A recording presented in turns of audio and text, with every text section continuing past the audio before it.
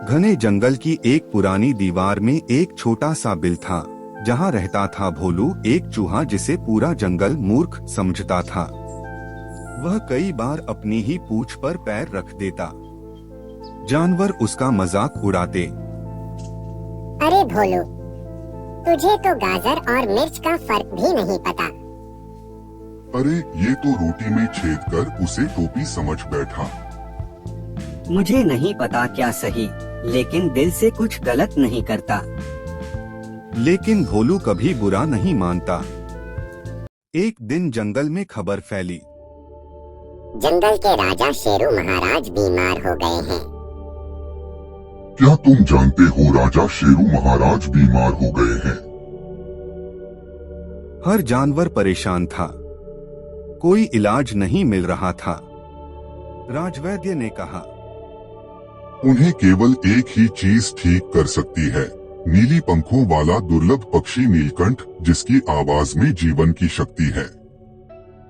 लेकिन वो जंगल के सबसे खतरनाक हिस्से काली घाटी में रहता है।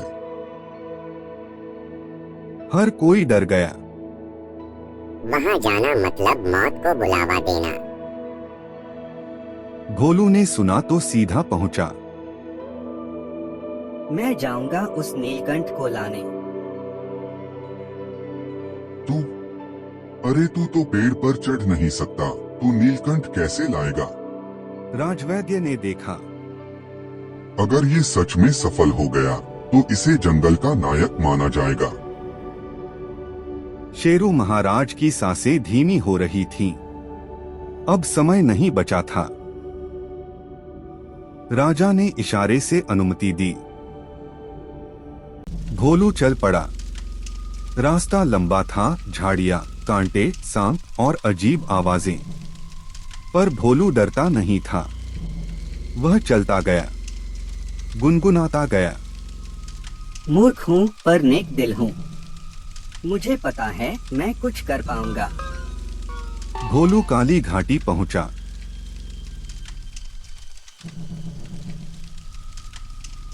काली चट्टानों के बीच दूर एक वृक्ष पर वह नीला पक्षी बैठा था।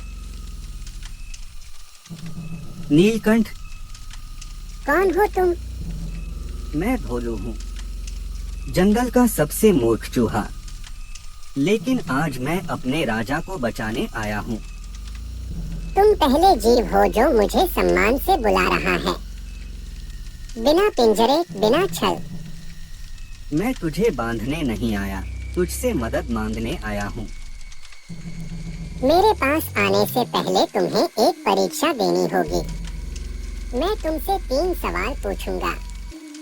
एक भी गलत हुआ तो मैं नहीं जाऊंगा।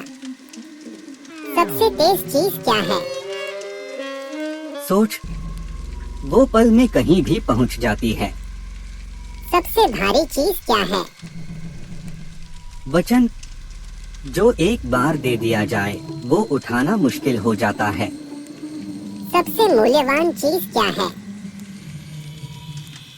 किसी की जान, इसलिए मैं यहाँ हूँ। तू मूर्ख नहीं, तू तो सबसे बुद्धिमान है। मैं चलूंगा तुम्हारे साथ। भोलू और नीलकंठ जंगल लौटे।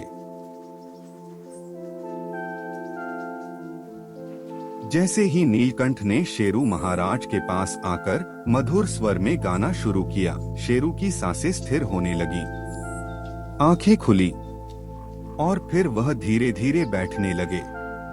पूरे जंगल में खुशी की लहर दौड़ गई। भोलू को राजा के पास बुलाया गया। भोलू, तू मूर्ख नहीं, तू वो है जिसने हमें सिखाया कि सच्चाई, साहस और दया सबसे बड़ी बुद्धि है। भोलू महाराज। अब भोलू को कोई मूर्ख नहीं कहता। उसे सब भोलू महाराज कहते हैं, एक चूहा जिसने दिल से किया काम और नाम कर गया। वह आज भी कहता है, अगर आप सच्चे हैं तो दुनिया हंसेगी जरूर, लेकिन एक दिन वही दुनिया आपके आगे झुकेगी भी।